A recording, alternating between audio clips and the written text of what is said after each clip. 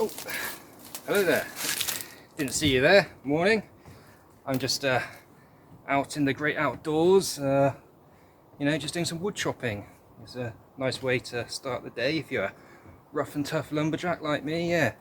So, just thought I'd limber up and chop some wood, and maybe later on I might dive into an ice cold lake for a bit of a brisk swim, get the old blood pumping. Maybe wrestle a grizzly bear or two in the afternoon, like us rough and tough lumberjacks do. Anyway, second thoughts. It's a bit chilly. Should we go inside and have a story instead? I think that might be better.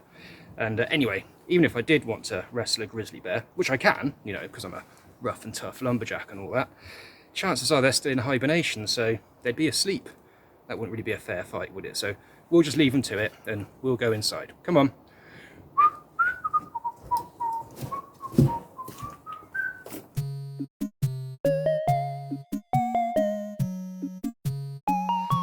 Oh, that's better. It was getting a bit nippy outside, so I'm glad we've come inside for a nice story. So in case you hadn't already guessed, today's story is going to be The Lumberjack's Beard. Hence I'm wearing my lumberjack shirt. So it's all about a lumberjack called Big Jim Hickory.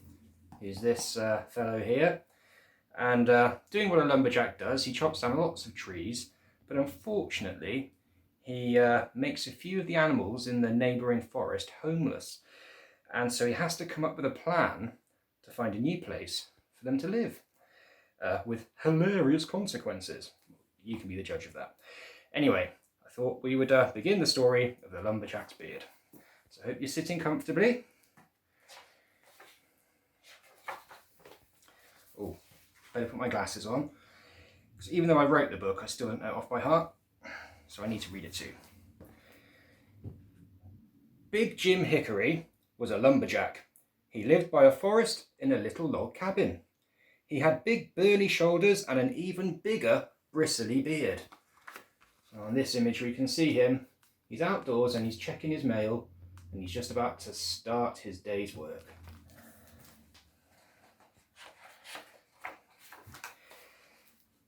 Every day he got up and did his limbering up exercises. It's very important to limber up if you're a lumberjack. Now, if any of you guys have done PE, you'll know that you've got to do stretching exercises before you do anything too vigorous. Otherwise you might pull a muscle or hurt yourself.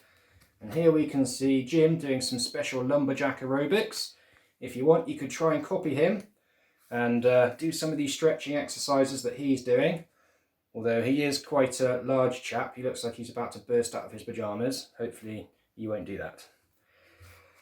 After a hearty breakfast of pancakes and maple syrup, Jim slung his big trusty axe over his big burly shoulder and headed out into the forest.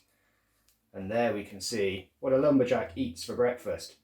Lots of pancakes and maple syrup. No wonder he's bursting out of his pyjamas, eh? Chop, choppity chop, went Jim's axe, echoing through the valley as he felled tree after tree after tree. Here we can see him going through the process of chopping down a tree, and when it falls, lumberjacks always shout this word. I wonder if you can shout it too. Timber! It's basically what they say when they want people to watch out so they don't get a giant redwood tree landing on their head. So it's sort of a warning. After a long day of swinging, whacking, cleaving and hacking, Jim headed back to his cabin. And there we can see where there was a forest, there's now just miles and miles of tree stumps. He's been a very busy lumberjack. That evening, when he was just about to go to bed, he heard a peck peckety peck at his door. Jim looked down to see a small and very cross bird. "I built a lovely new nest in my tree," shrieked the bird, "and you chopped it down." Jim scratched his big bristly chin. Then he had an idea. "I suppose you could move into my beard," he said. "Very well then," said the bird, and in she flew. So here Jim's relaxing with his bunny slippers on, having a nice cup of cocoa, and an angry bird has disturbed him and said, "You need to find me somewhere else to live." The next morning, Jim woke up earlier than normal due to the bird chirping away at the crack of dawn. That's what birds do, isn't it? He did his limbering up exercises, got dressed and ate his breakfast with a little help from the new tenant in his beard.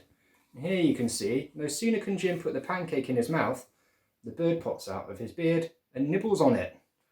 Not a great way to start your day. Jim's next job was to strip all the branches and leaves off the tree trunks and burn them on a big bonfire. After a long day of chopping, snapping, burning and crackling, Jim trudged back to his cabin for a well-earned rest. So he's burnt all the tree branches, got rid of all the evidence. But no sooner had he laid down his axe than he heard a noise at the door. Scratch, scratchety, scratch. He looked down to see a very fed-up looking porcupine. "Oi!" snapped the porcupine. "I needed those leaves and pine needles to make a nice cosy shelter. Where am I going to live now?" Jim thought and scratched his big bristly chin. "Well," he said, "I suppose you could move into my beard too." He bent down and the porcupine crawled in.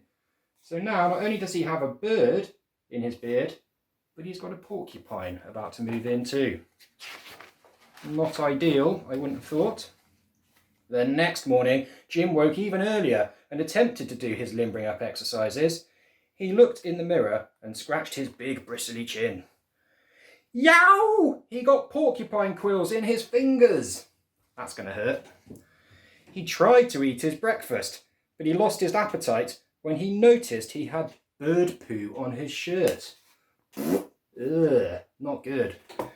Reminds me, I must check I don't have any on mine. Do let me know if I do. Put it in the comments or something. Jim's job that day was to float all the tree trunks down the river to the lumberyard. One by one, he rolled the logs into the fast-flowing water. Here you can see him using the river to transport all the logs downstream. After a hard day of lugging, splashing, rolling and crashing, and what's at the end of the stream? A beaver. Don't think he's going to be too happy. Jim staggered back to his cabin. Thwump, thwumpety thwump went his door. He looked down to see a very angry beaver on his doorstep. "I spent all day building my nice new dam, and it got smashed to bits by those logs you threw in the river," he snarled. Without a word, Jim picked up the beaver and put him in his beard. Between the birds chirping, the porcupines prickling, and the beavers thwumping, Jim didn't get much sleep that night.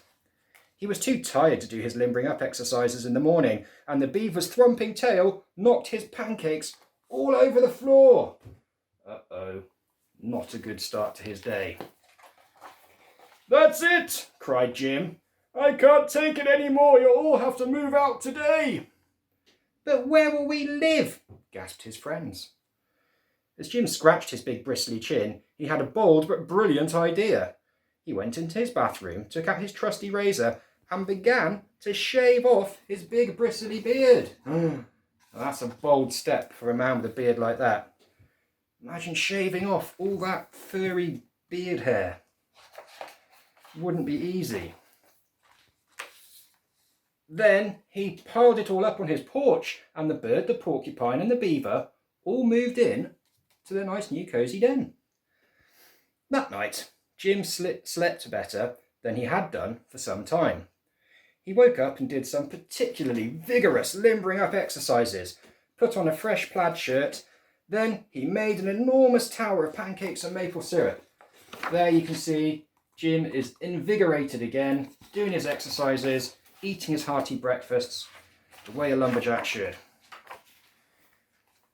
After breakfast, Jim looked out of the window at the bare ground where the forest used to be, and he scratched his unusually bare and stubbly chin. And he had another brilliant idea. That morning, Jim took his trusty shovel and dug hole after hole after hole. There you can see him looking out at all the tree stumps, and he's had a brainwave. What's he up to? And with his big hands, he planted tree after tree after tree. Look at all the new trees Jim's been planting. He's been exceedingly busy. Jim's beard grew back over time. The trees took quite a bit longer. Here we can see going through the seasons. Spring, tiny tree. Summer, a little bit bigger. Autumn, and that's typical weather for most of the year here. And winter, and the trees getting gradually bigger and bigger and bigger as time goes on, until it's fully grown.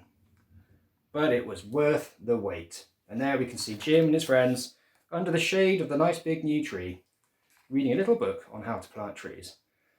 And that is the end of the story of the lumberjack's beard. So you can see, whilst his beard made a nice cosy home for the animals, it wasn't exactly practical. I don't think I could hide anything in my beard, maybe an ant or a woodlouse at best.